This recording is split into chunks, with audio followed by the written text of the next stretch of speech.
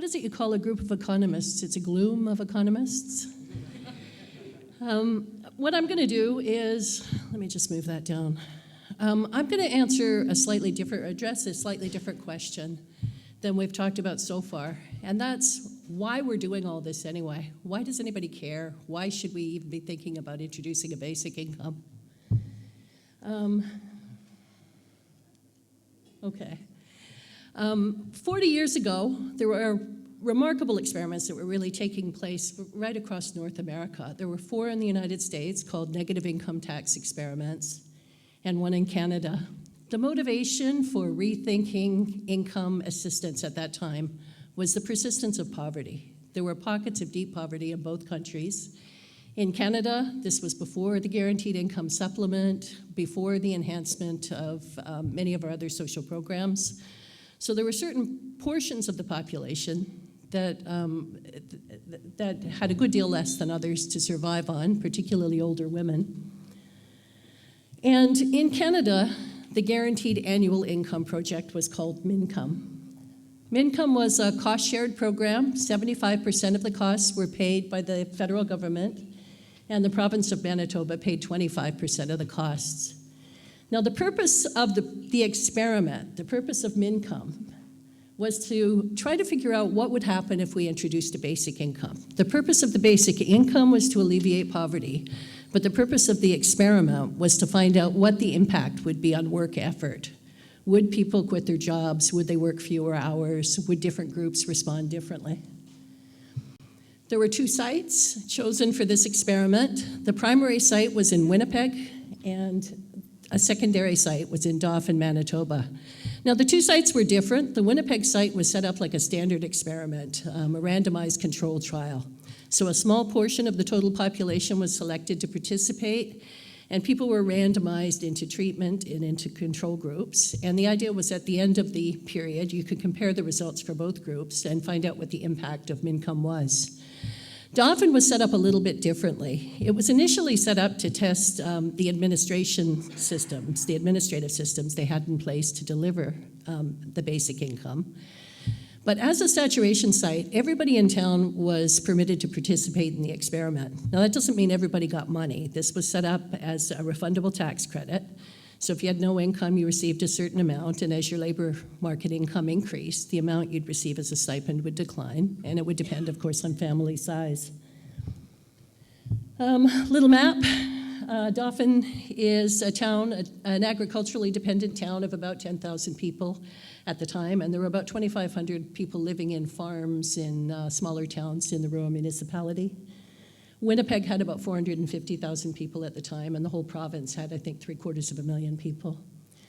This is one of the participants in the Dauphin experiment. Amy Richardson was a young widow with 6 kids, and all I'm going to do today is to tell you stories. She had 6 kids and was a single parent, was earning money by cutting people's hair in her house. So she ran the Dauphin Beauty Parlor, picture of her family at the time. But Amy Richardson is very representative because the one thing that she mentioned when we talked to her and when we talked to a number of other people, the same thing kept coming up. There was no stigma. Stigma was the thing people were focused on. If you collected what at the time was called mother's allowance, if you collected welfare, there was a stigma attached to it. If you collected MINCOME, somehow you were entitled to that. So there was no shame. She also went on to say that she used the money to buy the little luxuries of life. So it's enough to add some cream to the coffee. So she used the money for things like school books. I talked to her son, who was about 12 at the time, and his biggest memory of MINCOME was that he and his 5 brothers and sisters were marched off to the dentist for the first time. So these were the sorts of things that people were using the money to buy. Now, MINCOME ended, and it infamously ended without a final report. And it was a victim of the economy of the 1970s. This was a period, there were a couple of oil price shocks. It was a period of very high inflation and unemployment. And that caused trouble both for the experimental team and for the governments that were supporting them. From the government's, from the project's point of view, the biggest problem was that the project was introduced by the NDP government. It fell in 1976 and was replaced by a progressive conservative government. And the new government wasn't particularly interested in continuing an anti-poverty experiment. But realistically, all governments had their attention shifted. There were a lot of other things going on in the economy. And so the 1970s started with people very focused on doing something about poverty. By the time 1976 came along, 1977, 1978, people were focused on other problems, other economic problems. And that caused some very specific trouble for the experiment. First of all, they negotiated the budget for the experiment in nominal dollars. So they got $17 million. And that didn't increase over time as the inflation rate increased. The payments to the $17 million had to pay, first of all, the payments to the families, secondly, the collection of all the data, and thirdly, if there was any money left over, they were to use it for research and analysis. So $17 million, payments to the families are indexed to the cost of living, so they're going up by about 10% a year, more than anybody expected. They were collecting data manually. They were hiring lots of graduates at the University of Winnipeg and the University of Manitoba and sending them out to interview people. And that cost a lot of money because you hired a lot of people. And their wages were all going up by 10% a year or they wouldn't work for you. And so what was left over for research and analysis was declining over time. And they went back to the governments and asked for more money. They were refused funding, and there was no final report written. They were told to archive the data. And this is the data that I found a few years ago when I went looking for it. And if you look at it, there are about 1,800 cardboard boxes there full of data. So there was no digitization of most of the data. There was no database to use. There was work done by the second research director of the experiment, Derek Hum, and Wayne Simpson on the labor market results in Winnipeg. And they discovered that there was virtually no effect on primary earners. So what that means is grown-ups with full-time jobs, I think men reduced the number of hours they worked by 1% and women by 3% overall. But there were significant effects on two other groups. First of all, married women. Married women returned to work less quickly when they gave birth. So they were in effect using income stipends to buy themselves longer parental leaves. And secondly, and here I'm going to be careful with my language. If you're not a supporter of basic income, what you say is that young unattached males reduce the number of hours they work dramatically. And if you are a supporter of basic income, you write down what I wrote, which is that adolescent children reduce the number of hours they work dramatically. And that's sort of where I started. So a few years ago, I went looking for the boxes, and I discovered them. I went looking for data, and I discovered boxes instead. And realized that I wasn't going to be able to do a lot with the data that was collected. Now, we did read through it. I brought a number of graduate students, and we sat on the floor and read the family files and talked to all kinds of people. But for data analysis, I was looking for administrative data that was collected by the province. And this first slide shows essentially high school completion rates for Dauphin. And what you see here are 3 bars for each year. Winnipeg is the only urban center in Manitoba, and that's the dark purple line. So up to 1974, you see pretty much what you'd expect to see. Kids in Winnipeg are more likely to finish grade 12 than kids in the countryside. Urban kids are more likely to finish high school than rural kids. The light purple line there represents Dauphin, and the yellow line represents the rest of Manitoba. And when the money starts flowing from income, what you see is a nice little increase in high school completion rates for Dauphin. In 1976, there were so many kids registering in Dauphin that there were actually kids coming back to finish grade 12 who'd already left and joined the workforce. So we've effectively found those young unattached males who were shirking their work responsibilities. They were sitting in math class and finishing high school. I was more interested in trying to look at other data, and Manitoba has a rather good system of administrative data related to healthcare. And so I was able to set up a little quasi-experimental design to look at hospitalization rates for people living in Dauphin and controls. I set up a control group. I looked for 4 controls for every Dauphin member and matched them on a number of different characteristics. I ended up with 3 really good controls, so I stayed with that. So the blue line represents Dauphin, the red line represents the control group. And what you see is that until the money started flowing from income, if if you lived in Dauphin, you were about 8.5% more likely to be hospitalized than matched control groups. As soon as the money started flowing, those lines start to come together. And by the end of the experiment, there's no significant difference between the two groups. When I looked more carefully to find out why people were less likely to be hospitalized, there were only two diagnostic codes that showed up as significant. The first was accidents and injuries. Now, accidents and injuries is a very big code that covers all kinds of things, almost all acute hospitalizations. But among other things, it's going to be picking up the effects of things like violence, family violence, self-harm, car accidents, many of which are alcohol-fueled, work accidents, farm accidents, and so on. But secondly, more interestingly from my perspective, there was a big reduction in mental health hospitalizations relative to the controls. We found the same pattern when we looked at visits to family doctors, but the only thing that showed up as statistically significant was the decline in visits with the mental health component.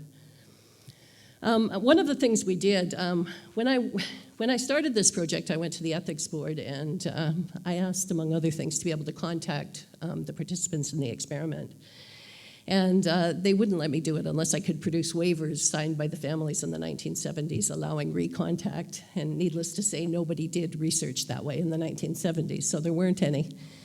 But what we did was to essentially insert stories in the local newspaper. We went on the local radio, and we invited anybody who wanted to talk about the experiment to tell us about their experiences.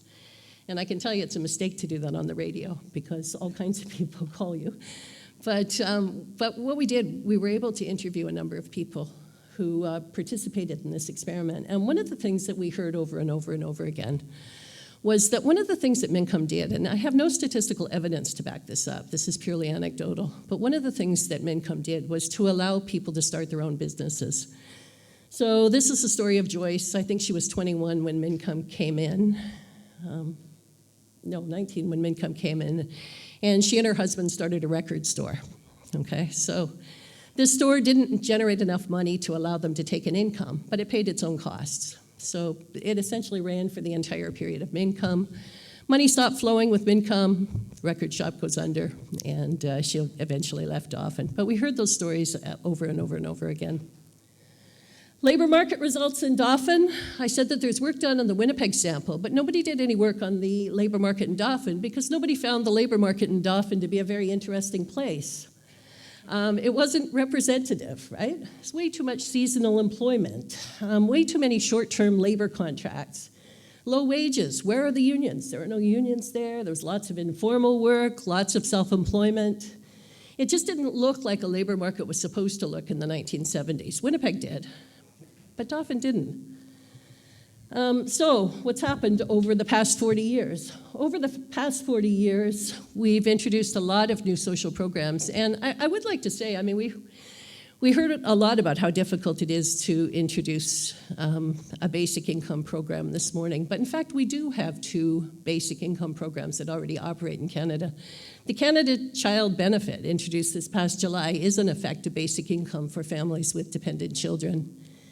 The OAS and Guaranteed Income Supplement System is a different form of a basic income system for people over age 65. The only people in this population that don't have access to a basic income program are working age people. People between 18 and 65 make do with the muddle of programs across this country. So, my question, do we still need a basic income? Well, kind of ironically, over the past 40 years, most labor markets in Canada are starting to look a lot more like Dauphin's labor market. There's a lot more short-term employment, a lot more seasonal employment, a lot more precarity. And everybody knows that precarious work has increased. And I think that one of the things that's happened since the 1970s is that the purpose people give for supporting a basic income has shifted a little bit. In the 1970s, the sole focus really was on alleviating poverty. But over time, I think we've started to talk a little bit more about income insecurity. But what I really want to do is almost the same thing that has been done in the two papers we've heard so far. I want to talk a little bit about some of the many decisions that have to be made to turn an idea, because right now basic income is an idea. It takes a whole lot of different forms, and you've got to make some real decisions to turn these ideas into a specific policy. And what I'm going to do is to just tell you some stories. I've talked a lot about Dauphin and the Mincome experiment over the past couple of years, and people write to me and they call me up and they tell me all kinds of stories. So I'm just going to tell you some of those stories. And some of these stories are really controversial, but they make you think about the kinds of things that have to be done. One of the things that you have to decide is whether or not we're going to introduce an asset test. So Carl is fairly representative. Carl's not his real name. He's kind of embarrassed about the story. But it turns out that until 2 years ago, he was a pharmaceutical sales rep. And the pharmaceutical industry is rather notorious for laying people off when they get to be 50 or 55 years old. The industry restructured, his firm was bought by a rival, and he was offered a package, which he took. The same firm immediately rehired him on a one-year contract with no benefits. 4 months later, he contracts lymphoma, and he's got no job. He's sick. And suddenly, what looked like a pretty good retirement coming up at age 65 is starting to look a little bit less good for somebody who's got another 15 years, an extra 15 years of retirement to pay for, and a lack of income in his peak earning years. The difficulty, of course, is that Carl has assets. He has a house paid for. He has registered and non-registered income in the bank. Should he receive a basic income? And I'm going to leave that open because I don't expect that everybody will agree. I mean, the guy has a low income. In fact, he has zero labor income. But we're still hearing stories of simple poverty. This is a woman who lived in Japan for 20 years, returned to Hamilton last year. She says, I've sold my condo and I'm leaving again. I wasn't expecting the level of unemployment, substance abuse, and poverty I've witnessed and experienced. Both my boyfriend and I are around 50 with no dependents. I stopped looking for a job after 10 months. I've been living off an equity loan. My boyfriend has a criminal record and is ashamed to divulge this information, so he's living off a small disability pension. This guy's not shy about telling you his name. Sean Loney is a social entrepreneur in Winnipeg.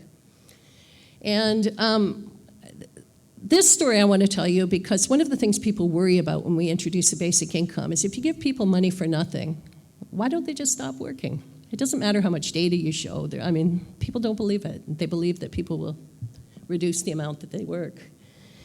And Sean's story is indicative of how badly most people want to work. Whenever he offers a job, he has many people lined up to take the job. And he essentially hires people who most people would consider unemployable.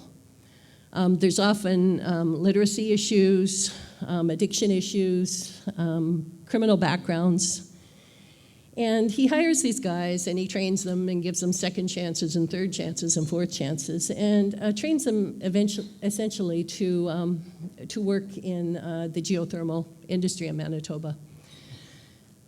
And his claim is that basic income is essential to his marginalized employees. He claims that what a basic income does. I've talked a little bit about the reductions in hospitalization, use of the healthcare system with the basic income. But his suggestion is that a whole lot of other programs are influenced by basic income, and he's focused on crime. I got a group of my coworkers together here at the Social Enterprise Center, people who were involved in the drug trade at one time, and said, would you have been involved in the drug trade if you had a stream of income? And the answer was no. You don't sell drugs because you like selling drugs. You're selling drugs for income. If you have an income, you don't need to sell drugs. What else do I want to talk about? Why else might we be considering a basic income today? I think one of the real issues with the existing Ontario Works and ODSP program is that it sets up a binary system in a world that's not very binary. A lot of people don't fit very comfortably into that categorization. Even people who do fit don't necessarily find the system a congenial one. So this is a real person, Amanda, and she says, as a teenager, I got a job in a fast food restaurant. I worked there a few months, but once my employer knew I had epilepsy, he stopped scheduling me for shifts. I was never let go or fired. I just stopped getting called into work. She's currently receiving ODSP. She says, when I decided I wanted to work with children, a college counselor told me I would be a danger to the kids if I had a seizure and that I should reconsider. But she's uncomfortable with the whole notion of ODSP. She says, it's a system you get stuck in. When you get a job, they take away half of what you earn. Tax back rates we're talking about, right? They take away half of what you earn, so you never really get ahead. You're not allowed to have more than $5,000 in your bank account. It's the asset test. If you have more than $5,000, they reduce your benefits. And what that meant for her, this is a 34-year-old woman, what that meant for her is that she could never save enough money to live on her own, to move out of her parents' house, so she's still living with her parents. She says, I receive $928 a month, which includes an allowance of $78 for my service dog. I've been on the rent geared to income housing list for 12 years. But for her, the biggest limitation of ODSP isn't financial at all. It's the whole process required to qualify for ODSP. And these are her words. As for the process of being approved to receive ODSP, how low do you want a person to feel? It's a system that needs to change. They dig really deep into your personal life to see if you qualify, and then review it as if your disability is going to go away. She actually found it very traumatic because of the focus. It requires a medical practitioner to complete 2 forms outlining your disability and the interaction, the limitations on your activities of daily living. And she found it a very traumatic experience to actually be forced to recognize the limitations that were likely to plague her going forward. But the people, I think, who have the biggest difficulty with this system are people with invisible disabilities. People who don't qualify for ODSP, but who clearly have mental health issues that make it impossible for them to work very well in an existing system, which leads to a great deal of underemployment and unemployment. So, hard trade-offs. I said at the beginning of this that one of the things I wanted to recognize that when you go from an idea of basic income and try to turn it into a real policy, you suddenly run the risk of making something very concrete. And as soon as you make it concrete, a lot of the people who support the idea in principle are a lot less supportive in practice. And we've talked about most of these in detail, so I'm not going to talk about them now. But just let me list some of the trade-offs that I was focused on. We talked about how high the benefit should be, what the tax back rate should be, who should get the benefit. Okay, here's one. I said that the people who don't have access to a basic income program right now are people of working age, between 18 and 65. Many of us can either remember being 18 or have children who were 18 and wonder whether an unconditional cash transfer is the best thing for all of these children. One of the things that you might consider doing in a pilot is focusing on that very young group and trying to determine in the pilot whether an unconditional cash transfer, like a basic income, the status quo, or a conditional cash transfer that would give them money only if they participated in job training programs or some other approved activity, might be better for that group. And the reason you might want to do that is because there's all kinds of evidence out there on what's known as labor scarring, that if you have particularly bad experiences at the beginning of your career, it's going to affect you long term in terms of your lifetime earnings, in terms of your future career. So who should get the benefit? I mean, is it everybody between 18 and 65? Are we only going to talk about some people? Again, families or individuals, how do we calculate eligibility? Should there be an asset test?